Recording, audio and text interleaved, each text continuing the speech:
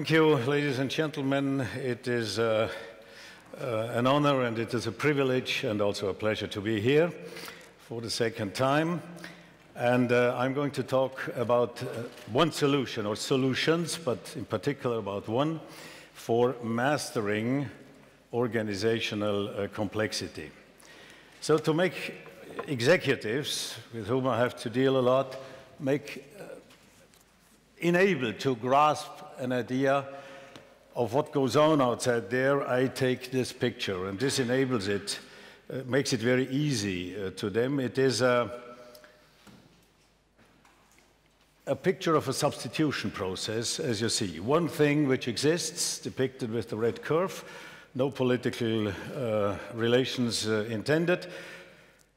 The red curve here goes on, we have made business, all went well, but very silently something new stepped in, the green curve, and it threatens to substitute what existed. And it always succeeds in substituting it. So we have the agricultural society having been substituted by the industrial society between the early 18th and 19th century. Or then at the medium scale, it was the substitution of the horse cart by the automobile, or then the landline telephone by the mobile smartphone, or recently the analog photography substituted by the digital image processing, or again at the larger scale, the monarchies substituted by the democracies. And I think this makes it somewhat easy to orientate oneself, because otherwise one easily gets lost in all those complex dimensions. And this shows that there is a very critical decision zone, it's depicted here, and that we first of all have revolutionary machines, revolutionary technologies, which have always been one of the causes of these processes, but now I think we are on the verge of needing revolutionary organizations and also revolutionary kinds of management, because problem solving, decision making, creation of consensus, for instance, implementing decisions need a new, this is what I'm suggesting, new kinds of social methodologies or social technologies. And actually, if one is at this line here, which depicts today, we are in the midst of these turmoils, and I would like to invite you to understand all the different crises as part of one historically probably unique substitution process. And I think one can understand it best if you look at it at the birth, the labor pains of a new world, actually. So the old world getting substituted by a new world. Today we have we call it, or some people call it, disruptive change. It's all okay. I prefer somewhat more Schumpeter's expression of creative destruction. Because there is something new, but it destroys something which we cherish and which already existed. But on the other hand, if there is something destructed, it is substituted by something new. And I used to call it, from the 1990s when I began to publish on that, the Great Transformation 21, thereby paying tribute to two persons, namely Karl Polanyi and also Peter Drucker, who has written a lot of transformations, and so I think it depicts him also very well. The transition from an old world to a new world. Contemporaries always had the same, contemporaries of such processes always reacted in the same way. First of all, they are not only blind or blinded, they are actually conceptually unable to perceive what goes on. It's a conceptual difficulty, like those people who did not grasp the Copernican revolution. They were not able to see the solar system differently. So they do not have to be blamed for that. The second, if they waken up, they deny it. Many people these days do, because they want to restore the old world pre-2007, for instance, if you take that date. And then they fight for survival, and then they get extinct. And the others will conquer the empty place. So these processes are exceedingly complex, globally interconnected systems, and the dynamics of self-feeding change. And the process largely is unpredictable in its details. The pattern, I think, is quite predictable, or we can at least expect it, and then we can make scenarios, and then we can prepare ourselves. It's unpredictable, it's non-computable in detail, and we need three strategies. You see, we need the one to go on with the red curve as long as it is okay and it is delivering its fruits, and the other one is preparing for the substituting curve, and then we have to have a strategy and a technology, a social technology, to do the transition from the red curve to the green curve. So it's a triple challenge, so to speak. And what is important is that the most precious resources become worthless. Among them, the knowledges of the red curve, on which all our successes rest. Second, our experiences, because in the green world, nothing could be more worthless than experiences from the red world. It becomes even the greatest obstacle. Capital allocation gets unproductive. We lose orientation, navigation, control, and so on. So conventional management will not do it, no longer do it. So these things we cherish, small teams, series of workshops, management meetings, and all these things will not suffice to manage these challenges. These things, these methodologies have become more the curve, slowing down, paralyzing, producing conflicts and compromises on the lowest common denominator, and this is not enough. So the solution does not come from business administration. We need different sciences, and I prefer to talk about the complexity sciences, which are systemics, three of them, science of systemics, or system theory, which is about coherent wholes. The science of cybernetics, which I take to be the science of functioning. And then bionics, which is the science of learning from nature, her solutions, in order to transfer the principles of naturally evolved solutions, not themselves, but the principles of them, to our human organizations. So in this context, we use natural laws of functioning for mastering complexity. And I take management as that societal function which enables organizations and systems of society to function.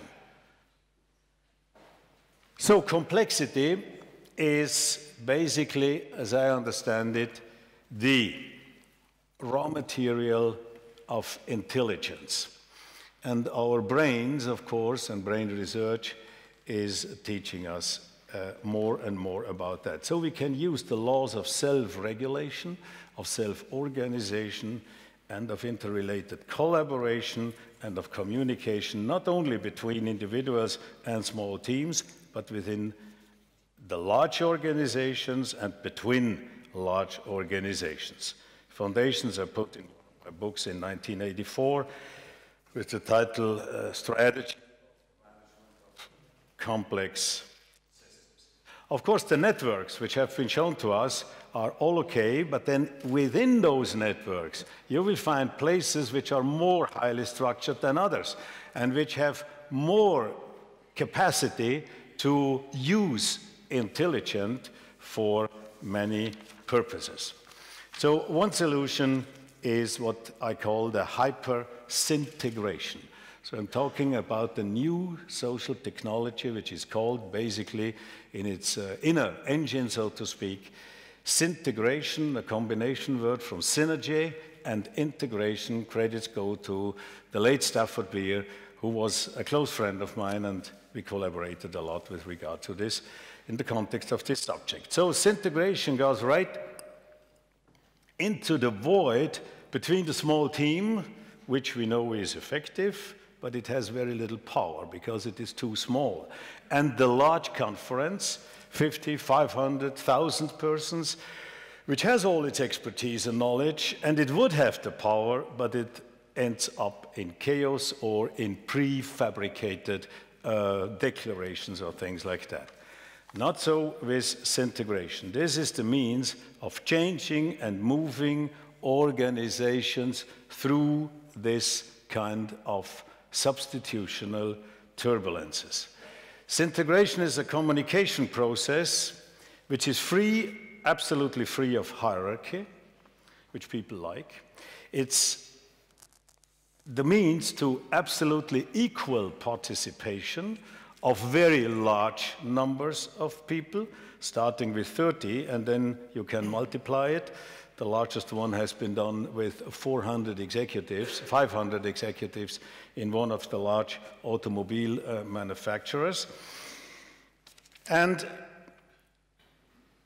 you can include that way the socio-cultural, not only the knowledges and the expertise, but also the socio-political, cultural elements, which we call followership if we want to have leadership. Think of a symphony, probably.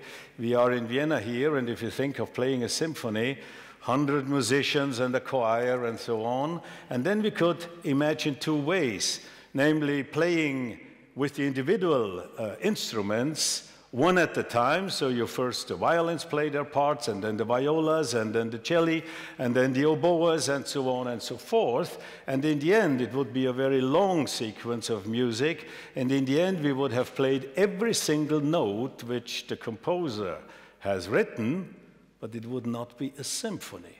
Every element is there, but it's not a symphony. So if we managed, and of course in music we do, to let them play all together in a symphonic way, this comes close to what is going on in a integration. It brings solutions on three levels. One is the subject level of the immediate key challenge which the company or the organization has chosen to tackle with integration. The second one is the level of socio-cultural emotions and social energy, as we could call it. And then there is an enormous acceleration of all these processes of arriving at the consensus, of making consensual decisions and implementation. And what takes months and even years happens with integration in a couple of days in the single standalone format, and then in a couple of weeks and months if we multiply it, because it feeds into an exponential curve. The standalone format increases the effectiveness of the top level of an organization by a factor of 80 as compared to the small team, and it accelerates decision-making, action by a factor of 100. Integration removes friction and conflict from the organization. The basic number is 30 to 40 people, so this alone is 5 to 6 times larger and more effective if we arrange it correctly than the small team. It unleashes intelligence captured within the old forms of organizations. It releases a thrust of emotional energy, thereby being able to change moods and even to change minds. It creates consensus on a maximum level and not on the minimal level.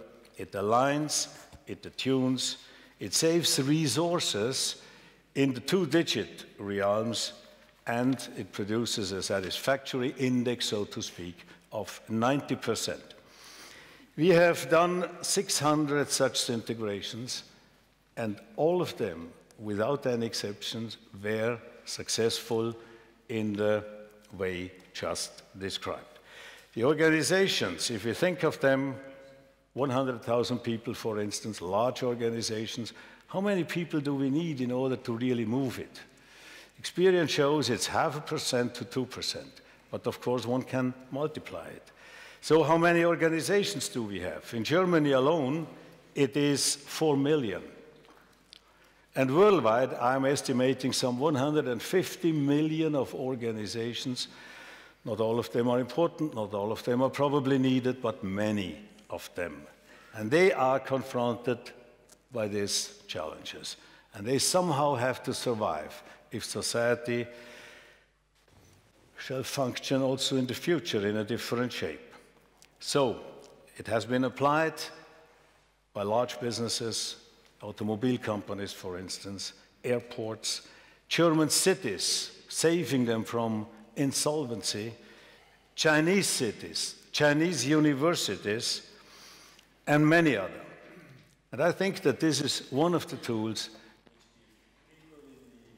organizations real leadership, but not in an autocratic way, but leadership to make those hard and courageous decisions which lastly amount to social responsibility. Thank you very much.